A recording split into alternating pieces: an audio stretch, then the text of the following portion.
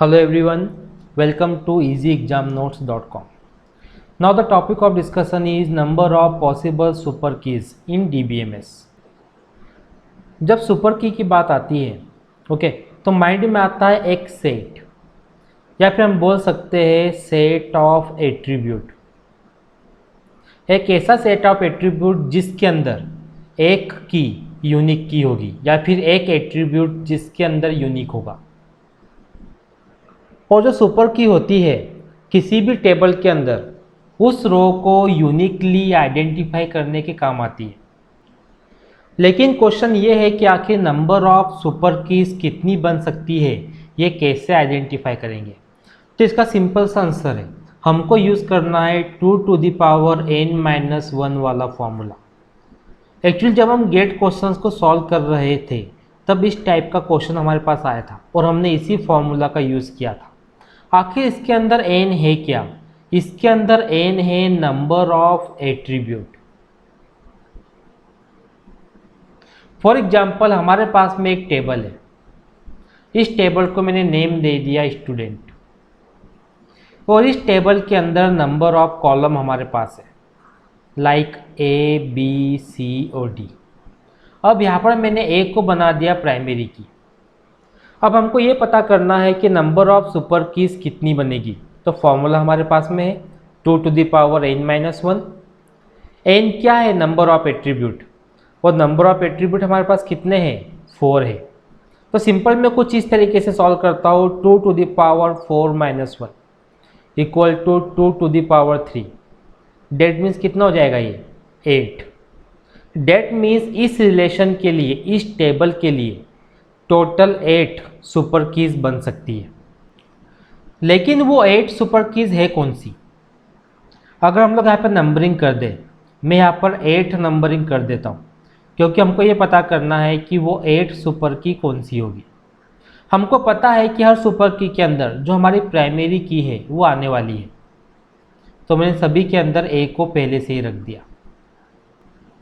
अब मुझे कॉम्बिनेशन बनाना है, ए के साथ एक बार बी रख दिया, एक बार सी रख दिया, एक बार डी रख दिया।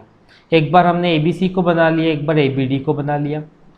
एक बार हमने ए सी डी को बना लिया, तो एक बार हमने ए बी सी डी को रख दिया और लास्ट टाइम ए अलोन है। तो ये नंबर ऑफ सुपर कीज हमारे पास में है। यहाँ पर हमने एक चीज़ और देखी, जब बात आती है ए बी सी डी की, हमको लगा कि डी यहाँ पे यूजलेस है, हमको लगा कि सी यूजलेस है, हमको लगा कि बी यूजलेस है। जब सारे अनयूज्ड एट्रीब्यूट को हमने हटा दिया तो फाइनली हमारे पास क्या बचा? प्राइमरी की। ठीक इसी तरीके से आप ए बी सी के अंदर भी देखेंगे, हमको लगा कि सी अनयूज्ड है, बी भी अनयूज्ड है, तो फाइनली यहाँ पर क्या बचा? ए, जो कि प्राइमरी की है। सो सिंपली हम लोग ये बोल सकते हैं, ऑन रिमूविंग अनयूज्ड एट्रीब्यूट्स या फिर keys, on removing unused attributes we get primary oblique candidate की। ये सिंपल सा हमको यहाँ पर मिल रहा है। एक एग्जांपल मैं यहाँ पर और लेता हूँ। हमारे पास में एक रिलेशन है, मीन्स टेबल है, जिसके अंदर एट्रीब्यूट है x, y एंड z। अब इन एट्रीब्यूट के अंदर जो x है वो प्राइमरी की है। अब हमको नंबर ऑफ सुपर कीज कितनी मिलेगी? Simple formula 2 to the power n-1। That means 2 to the power 3-1, 2 to the power 2, यानी हमको यहाँ पे 4 सुपर कीज मिलेगी। हम वन मोर एग्जाम्पल लेते हैं। मान लीजिए एक रिलेशन R हमारे पास में है और इस रिलेशन के अंदर A, B, C और D 4 एट्रीब्यूट है और हमारे पास में इस बार कैंडिडेट की है A और B। अब हमको number of possible super keys निकालना है। इस केस में हम क्या करेंगे? 2 to the power n-2 का फॉर्मूला यूज़ करेंगे। 2 मैंने क्यों रखा?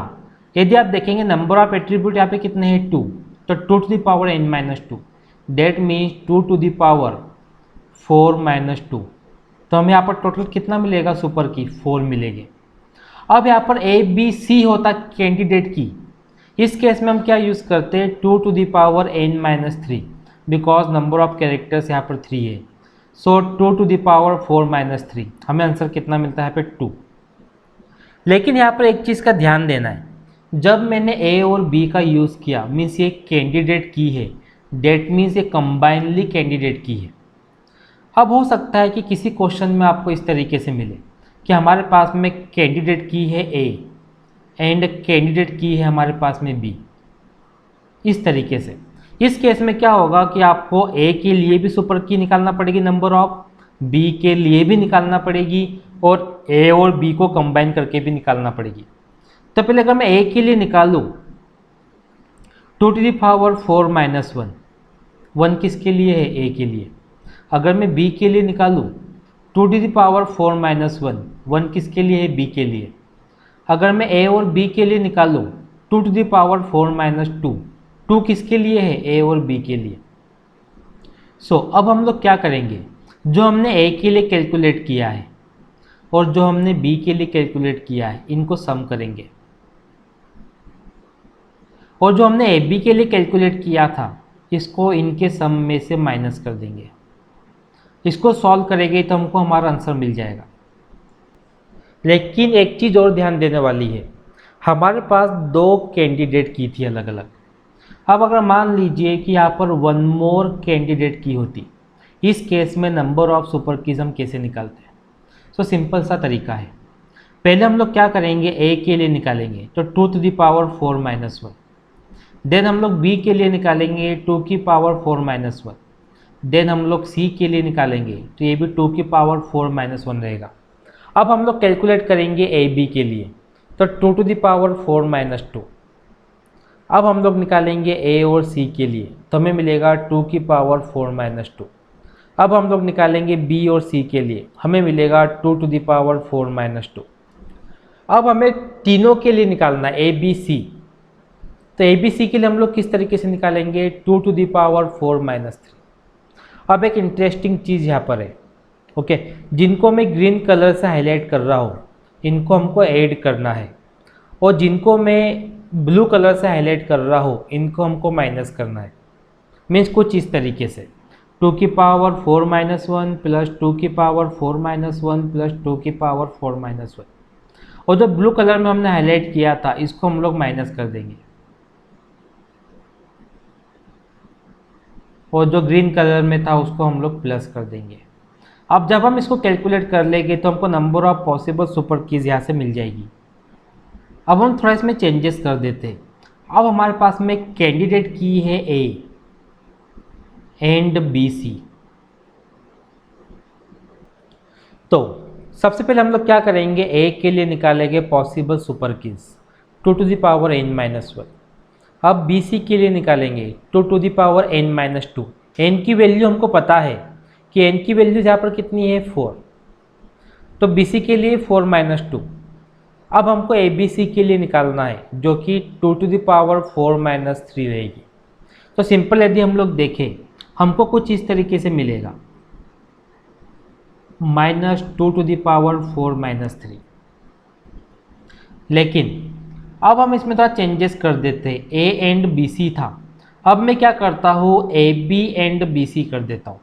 अब हमको A B and B C के लिए कैलकुलेट करना है कि number of possible super keys कितनी आएगी। तो सिंपल मैं यहाँ पे क्या करता हूँ कि जो हमारे पास में ए बी है उसके लिए अगर मैं सुपर कीज निकालूँ 2⁴ माइनस 2 आएगी। अगर हम बी सी के लिए निकालें तो 2⁴ माइनस 2 आएगी। अब हमारे पास ए बी और बी सी कंबाइन करना है यानी ए बी सी, तो ये आएगी 2⁴ माइनस 3। 4 माइनस 3 क्यों?